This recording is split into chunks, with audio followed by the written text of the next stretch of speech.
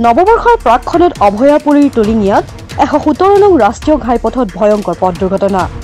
পথ দুৰ্ঘটনাত তীব্ৰবেগী বলেৰো পিকআপৰ খুন্দা AS01LC1499 নম্বৰৰ কাঠভৰ্তি ট্ৰাকত। এই দুৰ্ঘটনাত বলেৰোৰ চালক থিতাতে নিহত হয়। ঘন কুঁৱলীৰ বাবে দুৰ্ঘটনা সংঘটিত হোৱাৰ সন্দেহ। চালকজন শিৰলখতি গাঁৱৰ মানিক চন্দ্ৰ বৰ্মন বুলি চিনাক্ত কৰা হৈছে। আজি ১১৭ নং ৰাষ্ট্ৰীয় ঘাইপথত দীনদয়াল উপাধ্যায় আদৰ্শ মহাবিদ্যালয়ৰ সমীপতে যি বলেৰো পিকআপৰ ঘন কুঁৱলীৰ কাৰণে দুৰ্ঘটনাত পতিত হ'ল আৰু তাতে দুখৰ খবৰ যে আমাৰ এজন ড্ৰাইভাৰজন থিতাতে নিহত হৈছে আৰু তেওঁৰ নাম মানিক চন্দ্ৰ বৰ্মন, চিৰলচুতি বুলি আমি গম পালোঁ। গতিকে মেইন ৰিজনটো আৰু সেই ঘন কুঁৱলীৰ কাৰণে আৰু হৈছে। হয়, ট্ৰাকৰ পিছফালে তেওঁ মাৰিছে, সেইখিনি আৰু গম পালোঁ। থিতাতে মৃত্যু হৈছে আৰু অলপ আগতে পুলিচ প্ৰশাসন বাহিনী আহি কেনে তেওঁক বহুত সময় লাগিছে উলিয়াবৰ কাৰণে আৰু এতিয়া উলিয়াই কেনে থানালৈ লৈ গৈছে। আৰু অতি দুখৰ বিষয়, হয়তো তেওঁ নতুন বৰ্ষ দেখাই নাপালে আৰু আমি ৰাইজে তেওঁৰ আত্মাৰ চিৰশান্তি কামনা কৰিছোঁ।